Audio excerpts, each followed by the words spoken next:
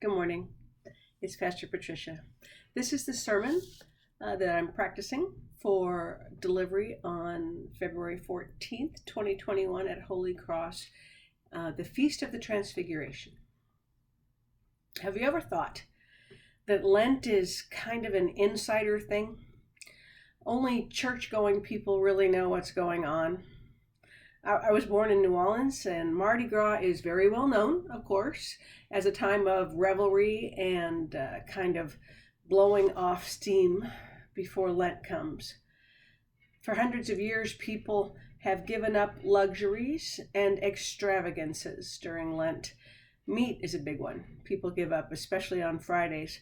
But before you give all that up, there's a tradition of partying a bit, stuffing yourself, etc.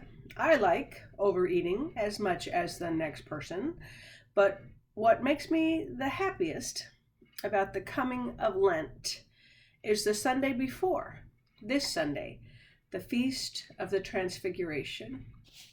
It's a mountaintop experience with Jesus. Really hard to beat that image.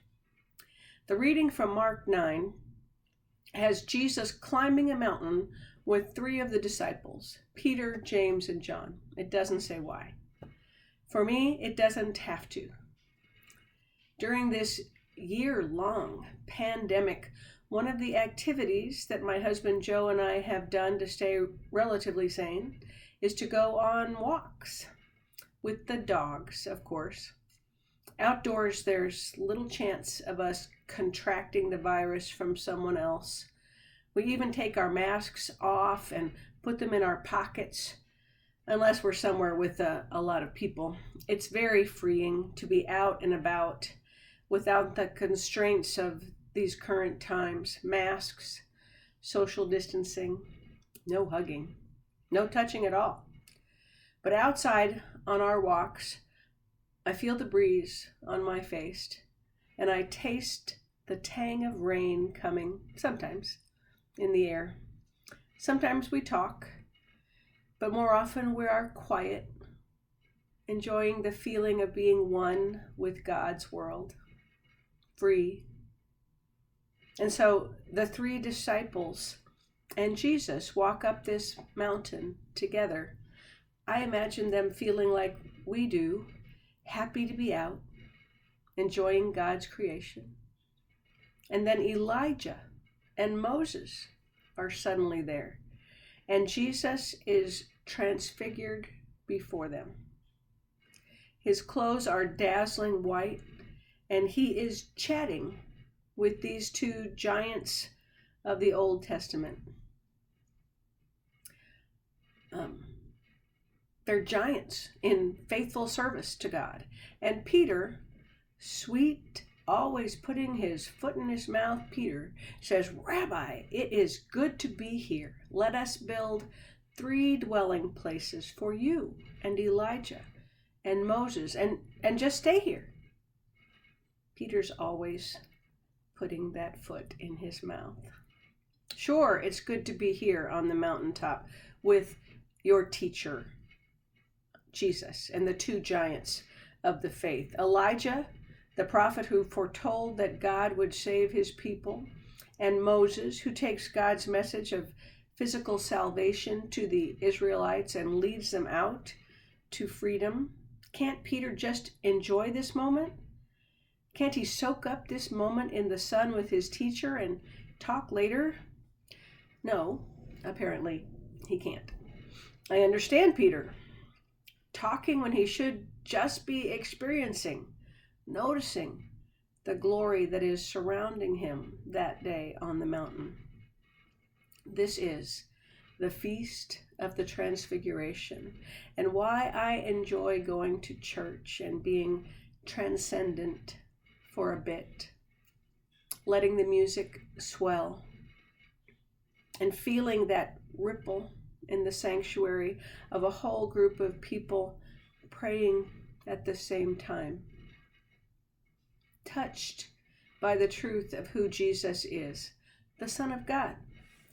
That's what God is giving them that morning, a touch of the truth. Jesus who walks and lives with them is more than just a guy giving great advice for life.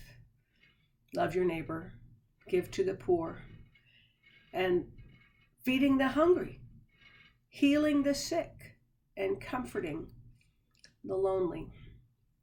We are invited to behave the same way and follow his example, not just because these are good ideas, but because Jesus is God's Son, and he will do the will of God all the way to the end of the line, where the sinfulness and selfishness of humanity will finally kill him painfully on the cross. I must admit, I don't think I want to follow Jesus to a painful death for all the world. But I'm not called to do so, it seems, and neither are you. Jesus stepped up as the Son of God with all the power enough to stand on the mountain, transfigured with Elijah and Moses. He chose not to use that power to save himself, and so the whole world was changed. For you, for me. The Transfiguration is that moment when the power of God is on display for us all. As we move into Lent, we touch instead the immensity of what Jesus does for us on Good Friday. You know, on clear days in our corner of the Willamette Valley in Oregon, I can see Mount Hood and Mount Jefferson and Mount St. Helens, and I always smile. For an instant, I am on those peaks, breathing in the cool, crisp air and slowly taking in the whole vista around me. Transfiguration is like that. You can see Easter from here, and the Valley of Lent is just ahead. Breathe in the joy of being in God's presence, won't you? Stay safe. Get out of the house and marvel at God's majesty. Jesus is God's Son, no more, no less. We are blessed. Amen.